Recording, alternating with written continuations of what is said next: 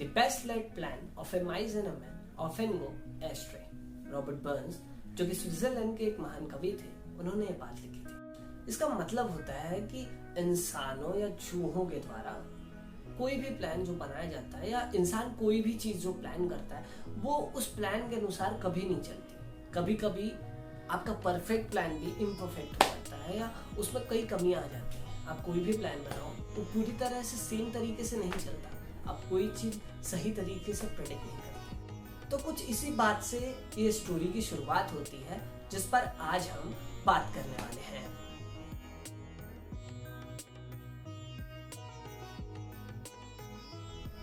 प्रणाम दोस्तों, आज हम जिस स्टोरी पर चर्चा करेंगे वो एक शॉर्ट स्टोरी है, हु मूव्ड माय चीज। ये इंग्लिश की एक शॉर्ट स्टोरी है, इसे नॉवेल पूरी तरीके से नहीं कह सकते। एक छोटी सी कहानी है, बहुत ही छोटे में है ये कहानी, हु मूव्ड माय चीज। डॉक्टर स्पेंसर जॉनसन ने 1998 में इसे लिखा था। आइए जानते हैं कि इसकी स्टोरी क्या है। बेसिक कॉन्सेप्ट इस स्टोरी का चेंज के ऊपर है। चेंज इज कॉन्स्टेंट, परिवर्तन ही प्रकृति का नियम है, ये हम सब जानते हैं। लेकिन जब चेंज होता है, जब बदलाव होता है हमारे जीवन में या हमारे आसपास, तो हम उसे एक्सेप्ट नहीं कर पाते। तो कुछ इसी प्रकार की बात ये स्टोरी करती है। ये स्टोरी जो कि काफी छोटी है, आप अंदाजा लगा लीजिए कि केवल 92 पेजेस की ये बुक है, जिसमें बीच में स्टोरी सिर्फ 30 से 40 पेजेस तक की है। ज्यादा बड़ी स्टोरी नहीं है, लेकिन ये इतनी ही छोटी स्टोरी आपके दिलो दिमाग पर बड़ा इम्पैक्ट करती है, क्योंकि इसकी जो बातें हैं, इसमें जो कोट्स हर जगह छोटे छोटे लिखे गए हैं, वो काफ़ी असरदार है, वो काफ़ी अच्छे हैं, जो कि आपको कुछ सोचने पर मजबूर करते हैं कि आपको क्यों बदलना चाहिए, कैसे बदलना चाहिए और क्यों आपके जीवन में बदलाव ज़रूरी है। जहाँ तक स्टोरी की बात करें तो स्टोरी काल्पनिक है। इसमें 4 लोगों को कल्पित किया गया है। 2 चूहे होते हैं और 2 चूहे जितने दिखने वाले इंसान होते हैं। इन 4 लोगों के अराउंड ये पूरी स्टोरी घूमती है। वो एक मेज में रहते हैं, या हम कह सकते हैं भूल भुलैया में रहते हैं, जहां उनके जीवन का सिर्फ एक ही सहारा है कि उन्हें हर रोज चीज चाहिए खाने के लिए। तो वो लोग रोज चीज खाते हैं ढूंढ के, लेकिन हाँ, इतना आसान नहीं होता चीज मिलना भूल भुलैया में, क्योंकि वहाँ रास्ते भटकाऊ होते हैं, कहीं घूम जाता है आदमी, कहीं कुछ हो जाता है। तो उनका बेसिक मोटिव अपने जीवन का है कि वो चीज के द्वारा अपना जीवन बिताए, वही उनका जीवन होता है। चूहे जो कि काफी चपल और चालाक होते हैं, उनका दिमाग सिंपल होता है, उनको सिर्फ यही मतलब है कि चीज मिला खाओ, नहीं मिला तो आगे बढ़ो। पर जो लिटिल पर्सन होते हैं, जिनको इंसान का दिमाग दिया गया है, जो कि कॉम्प्लेक्स ब्रेन होता है उनका, मतलब उनके दिमाग में इमोशन भरे हुए हैं, कुछ एक्सपेक्टेशन भरी हुई है, उनको जब चीज मिलता है तो वो कैसे सोचते हैं और जब नहीं मिलता है तो कैसे सोचते हैं। ये स्टोरी पूरी इसी अराउंड घूमती है। मेन स्टोरी कुछ इस प्रकार है कि स्निफ एंड स्करी, जो कि 2 चूहे होते हैं, पर हैम एंड हाउ चूहे जितने दिखने वाले इंसान होते हैं। इनको चीज के लिए जीना है, इनको इनका जीवन चीज के अराउंड है, इन्हें खाना है, वही उसी से इनका जीवन चलेगा। एक बार ये चीज स्टेशन सी में जाते हैं, जहाँ इन्हें ढेर सारा चीज मिल जाता है, जिससे वो अपना बहुत समय वहां बिता सकते हैं। लेकिन एक समय ऐसा आता है कि वो चीज खत्म हो जाता है, तो स्निफ एंड स्करी आगे चले जाते हैं, क्योंकि उनसे मतलब नहीं कि चीज गया कहाँ या क्या करना। आज मिला खाने को, नहीं मिला तो हमें आगे बढ़ जाना है, तो वो आगे चले जाते हैं और खूब ढूंढने के बाद उन्हें चीज स्टेशन एन मिल जाता है और वहां भी खूब सारे चीज हो जाते हैं, वो लोग वहां सेटल हो जाते हैं। दूसरी तरफ हैम एंड हाउ, उनके लिए चीज काफी मायने रखता है। वो लोग सोच लेते हैं कि अब हमें इतना सारा चीज मिल गया है तो कहीं हम घर बसा लेंगे, कहीं कुछ कर लेंगे और अच्छे से रहेंगे, हमें चीज की इतनी टेंशन नहीं होगी। लेकिन एक दिन जब चीज स्टेशन सी में चीज खत्म हो जाता है और हैम एंड हाउ की ये बात पता चल जाती है, तो उन्हें बड़ा धक्का लगता है। वो सोचते हैं कि हमारा चीज किसने गायब कर दी। वो परेशान हो जाते हैं, दीवार तक खोद डालते हैं कि चीज गया तो गया कहाँ, लेकिन उन्हें चीज नहीं मिलता।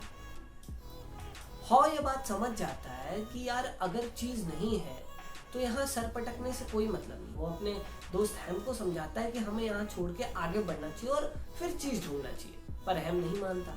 हैम अटक जाता है कि मेरा चीज किसने हटाया, मेरे को वही चीज चाहिए, मेरे को वही चीज चाहिए।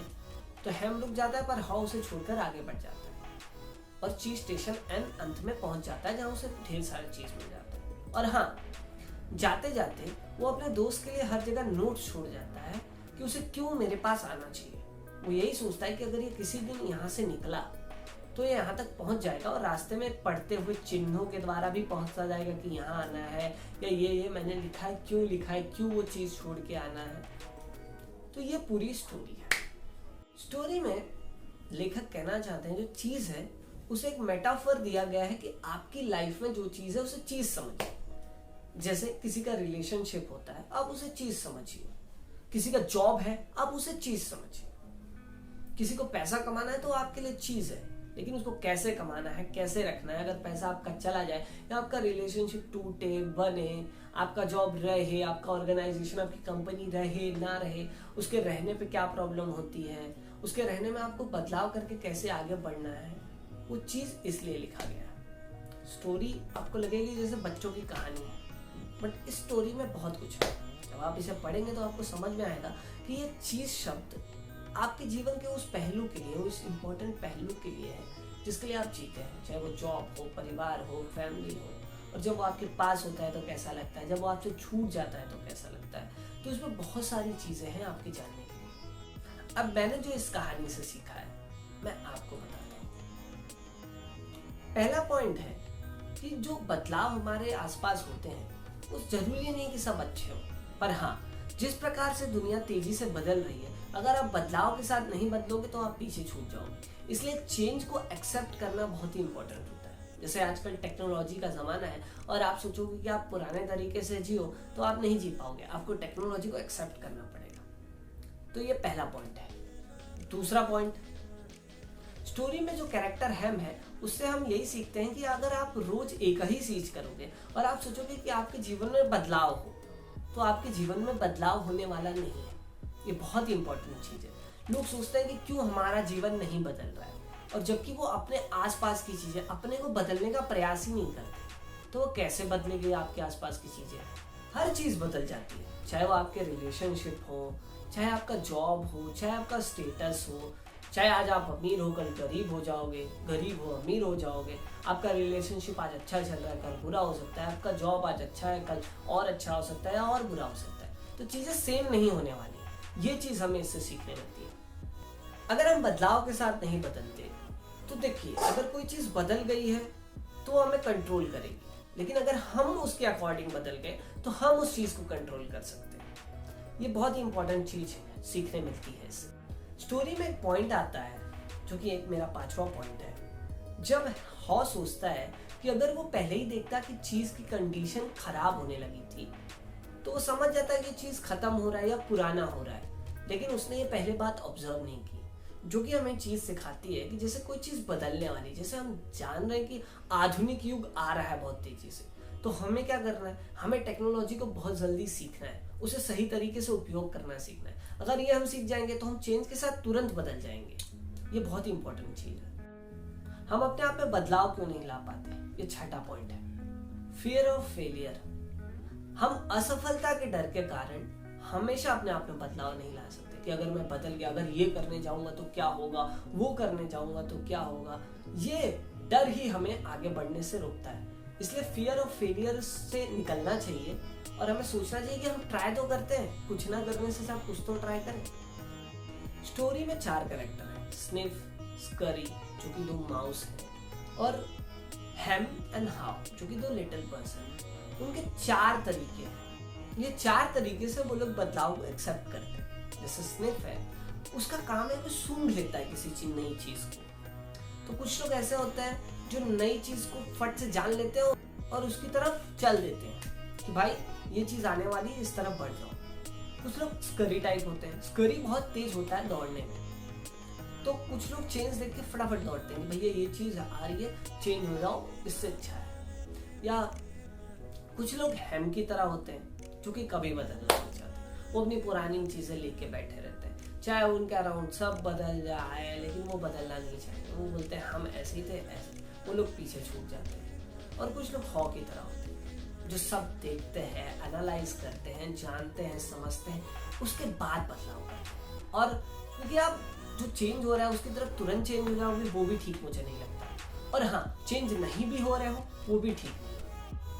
आप इस किताब में लिखे कोट से बहुत प्रभावित होंगे। जगह जगह पर हिंदी में क्या कहते हैं, सुविचार कह सकते हैं। कहीं कहीं जो विचार प्रस्तुत किए हैं हॉल, जो कि स्टोरी का एक हिसाब से मेन कैरेक्टर समझ लो, जो हेम के लिए अपनी निशानियां छोड़ता है कि आपको ऐसे आना और क्यों आना, वो आपको बहुत प्रभावित कर सकता है। वो सबसे अच्छी चीज़ है इस किताब। अच्छी अच्छी चीज़ें जगह जगह पर हर दूसरे पेज पर लिखी गई है, जो आपके जीवन में काफ़ी बदलाव ला सकते हैं। तो आप इसलिए इस किताब को जरूर पढ़िए। जाते जाते एक कहानी बताना चाहता हूँ। एक परिवार की कहानी है जिसमें एक पुत्र होता है, उसके पिता की मृत्यु हो जाती है। अब पिता की मृत्यु के पश्चात सारी जिम्मेदारी उस पुत्र पर आ जाती है। तो वो क्या सोचता है कि अब पिता की मृत्यु तो हो गई, अब मैं उसमें कुछ बदलाव नहीं कर सकता।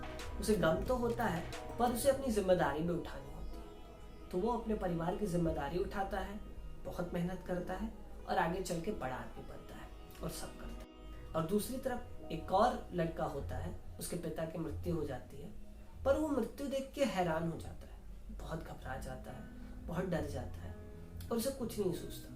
वो भी अकेला ही पुत्र होता है, सारी जिम्मेदारी उसी के ऊपर होती है, पर वो डिप्रेशन में आ जाता है और उसका हाल और बुरा हो जाता है। वो कुछ समझ ही नहीं पाता। अब पिता की मृत्यु तो हो गई, उसे कोई नहीं डाल सकता, पर वो उसके आगे कुछ नहीं कर पाता। ना परिवार की जिम्मेदारी ठीक से संभाल पाता है और ना अपनी ही जिम्मेदारी, जबकि गलत आदतों में फंस जाता है। तो कुछ इसी प्रकार की सिचुएशन होती है। अगर आपके लाइफ में कोई बदलाव आ जाता है, जैसे ये बदलाव तो स्वाभाविक है कि आ जाएगा, मृत्यु तो आप नहीं रोक सकते किसी की, तो आप उस पर नहीं बदलोगे तो क्या समस्या होगी, या कुछ उल्टा बदल जाओगे या उसे लेकर ही बैठे रहोगे तो क्या समस्या होगी, ये स्टोरी आपको बताती है। दूसरा, कभी कभी क्या होता है, हम किसी रिलेशनशिप में होते हैं, उसमें बहुत अनबन चल रही होती है, कुछ बन नहीं रहा होता है। तो उसमें दो कारण हो सकते हैं। या तो आपको वो रिलेशनशिप छोड़ देनी चाहिए, जो कि आप लास्ट ऑप्शन में रखें। और दूसरा सबसे इंपॉर्टेंट चीज है, आप अपने बिहेवियर को बदलिए। शायद आपके किसी बिहेवियर के कारण ये सारी समस्याएं हो रही है, तो आप अपने बिहेवियर में परिवर्तन करके अपने रिलेशनशिप में एक अच्छा परिवर्तन ला सकते हैं। और हाँ, कभी कभी इंपॉर्टेंट होता है कि आपको अपनी रिलेशनशिप ही बदल देनी चाहिए, ये भी आपको ध्यान रखना चाहिए। तो आज के वीडियो में बस इतना ही। मिलेंगे फिर किसी नई किताब के साथ, तब तक के लिए धन्यवाद।